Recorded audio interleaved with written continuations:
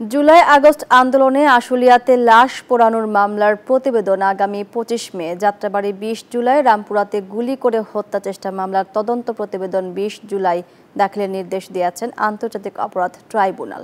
এর আগে জুলাই গণহত্যার অভিযোগে মানবতাবিরোধী অপরাধের মামলায় সাবেক আইজিপি চৌধুরী আবদুল্লাহ আল মামুন ও ন্যাশনাল টেলিকমিউনিকেশন মনিটরিং সেন্টার এনটিএমসির সাবেক মহাপরিচালক অবসরপ্রাপ্ত মেজর জেনারেল জিয়াউল আহসান সহ ১৩ পুলিশ কর্মকর্তাকে আন্তর্জাতিক অপরাধ ট্রাইব্যুনালে হাজির করা হয়।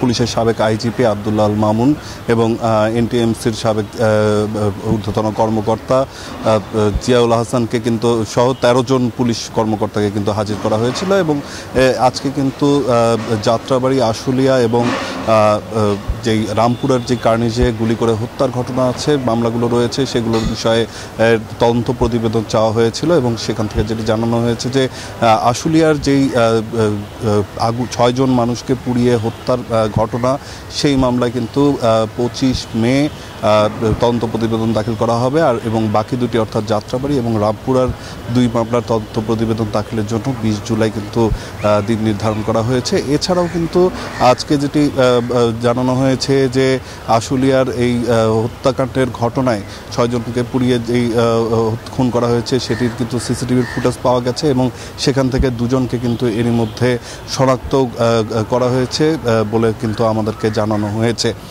আরেকটি বিষয় জানাতে চাই, সেটি হচ্ছে যে আজকে কিন্তু নরসিংদীর যেই গণহত্যার মামলা, সেখানে কিন্তু নরসিংদী ছাত্রলীগের সভাপতি, তাকেও আনা হয়েছিল, তাকে হলো জেল হাজতে পাঠানো হয়েছে।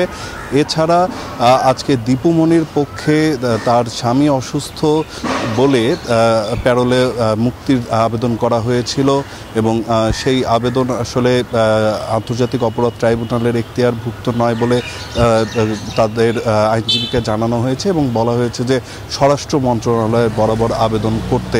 তো সামগ্রিকভাবে আজকে কিন্তু ১৩ জন পুলিশ কর্মকর্তাকে হাজির করা হয়েছে এবং তদন্ত কাজ আসলে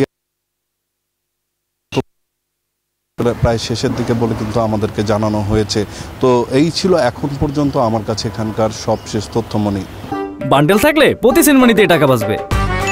বিকাশ সেনমানি বান্ডেল কিনে জিতুন প্রতি লেনদেনে।